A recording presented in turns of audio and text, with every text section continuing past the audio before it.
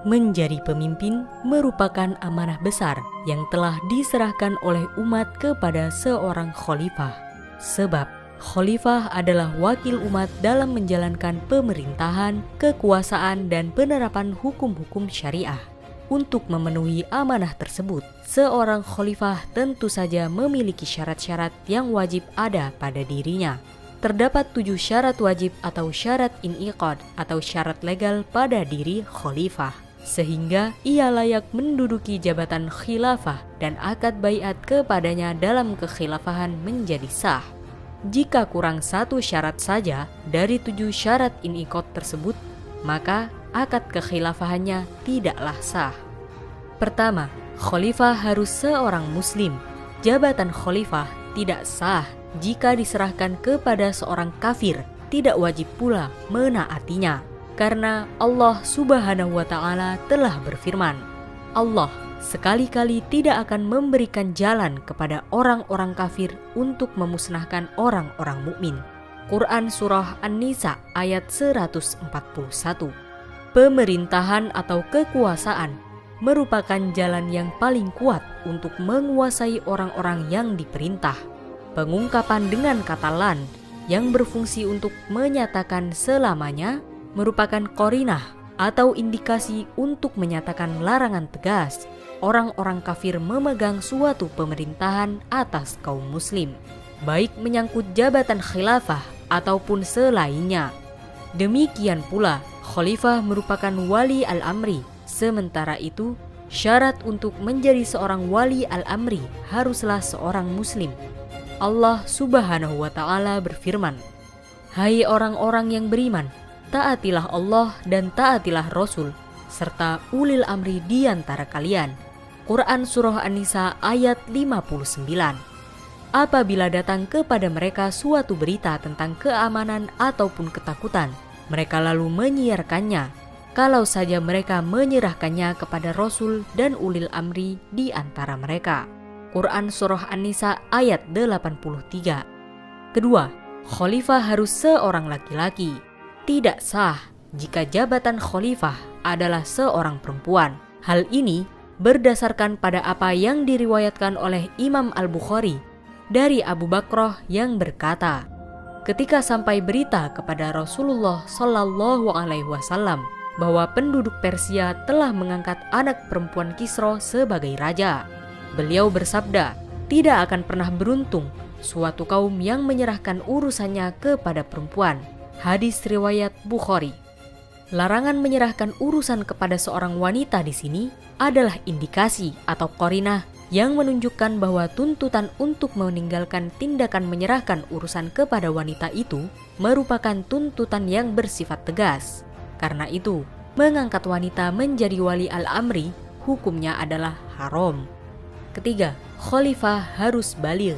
Hal ini sesuai dengan riwayat Abu Dawud dari Ali bin Abi Thalib radhiyallahu an, bahwa Rasulullah Shallallahu Alaihi Wasallam pernah bersabda, telah diangkat pena beban hukum dari 3 golongan, dari anak-anak hingga ia baligh, dari orang tidur hingga ia bangun, dan dari orang yang rusak akalnya hingga ia sembuh.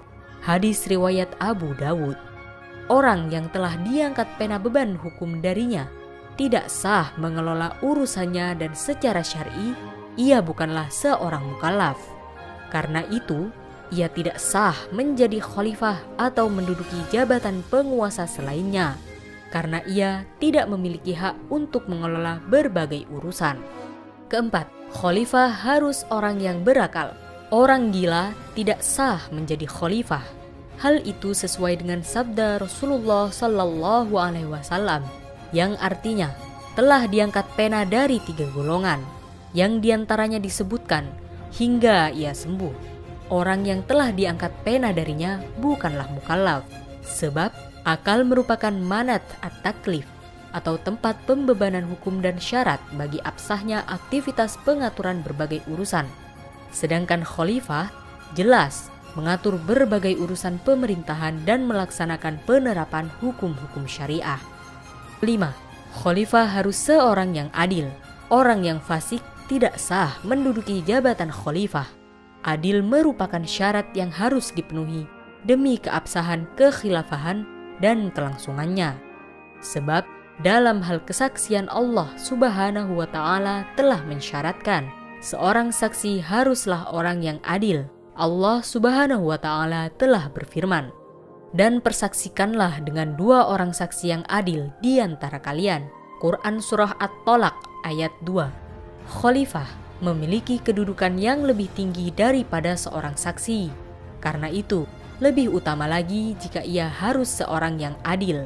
Sebab jika sifat adil telah disyaratkan bagi seorang saksi, tentu sifat ini lebih utama lagi jika disyaratkan bagi khalifah. Keenam, khalifah harus orang yang merdeka.